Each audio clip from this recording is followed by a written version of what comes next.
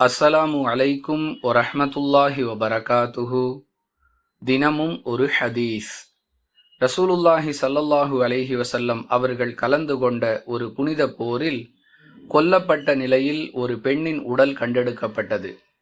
இதை பார்த்த அல்லாஹுவின் தூதர் ஸல்லல்லாஹு அலைஹி வஸல்லம் அவர்கள் போர்களில் பெண்களையும் குழந்தைகளையும் கொல்ல வேண்டாம் என தடை விதித்தார்கள். அறிவிப்பவர் அப்துல்லாஹ் இப்னு உமர் ரலியல்லாஹு அன்ஹு.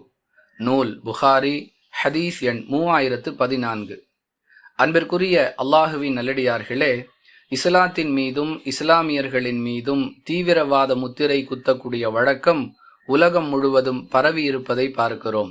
ஆனால் தங்களை அழிப்பதற்காக படையெடுத்து வரக்கூடிய எதிரிகளிடமும் மனிதநேயத்துடன் கடைபிடிக்க வேண்டிய சில ஒழுக்க மாண்புகளை அல்லாஹுவின் தூதர் ஸல்லல்லாஹு அலைஹி வஸல்லம் அவர்கள் கற்றுக் கொடுத்ததன் மூலம் இஸ்லாத்திற்கும் தீவிரவாதத்திற்கும் எந்த சம்பந்தமும் இல்லை என்பதை இந்த ஹதீஸ் மிக தெளிவாக விளக்குகிறது.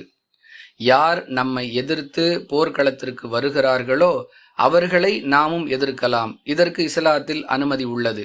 அதே நேரத்தில் படை வீரர்களை விட்டுவிட்டு பெண்களையும் குழந்தைகளையும் முதியவர்களையும் கொல்லுவதை ஒருபோதும் இஸ்லாம் அனுமதிக்காது என்பது இஸ்லாம் வகுத்தளித்த போர் முறை. புரிந்து நடந்து கொள்வோம். வாஹிரு தஅவானா அனில் ஹம்துலில்லாஹி ரப்பில் ஆலமீன்.